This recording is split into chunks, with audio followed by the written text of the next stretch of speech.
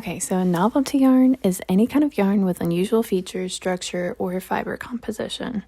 In this case, I'm using a faux fur yarn, and from what I can tell, it's most commonly used for stuffed animals, putting fancy cuffs and collars on shirts, and making really, really soft sweaters, cardigans, hats, mittens, anything really.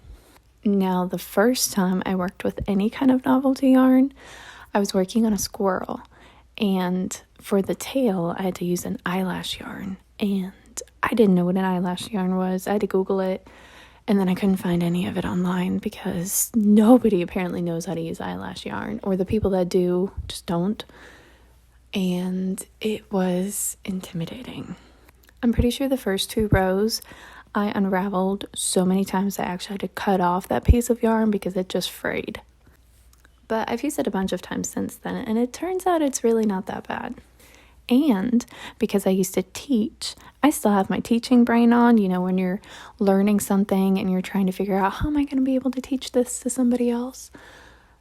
And I've come up with 3 things that you can practice, try, or whatever to see if you're ready to work with this kind of a novelty yarn. And what I mean with this kind of a novelty yarn, I mean the kind of yarn that you work with where you can't see your stitches at all. So, sign number 1, you can crochet with your eyes closed. I would literally recommend putting a blindfold over your eyes and trying to crochet a single row. Just using single crochet, nothing fancy. And if you can do that, that's a pretty good sign you're not a beginner anymore. And the second one is you can count your stitches with your eyes closed using just your fingers. Bonus points if you're only using the fingers in one hand.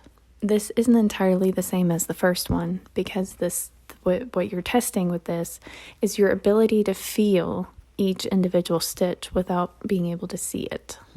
Because once you figure out what each bump means in a single crochet, you're pretty much on track. And then the third sign is you can crochet loosely at will, as in you can adjust your tension at will.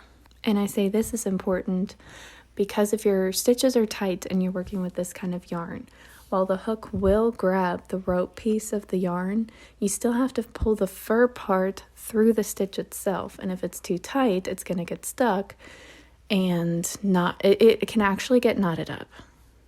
And that's also where I've had to cut my losses before because in the beginning, it was always tight. But that's it for now. If you have any questions, I'm glad to answer them. I miss being able to talk about this kind of stuff. So if you're into it, let me know. Bye.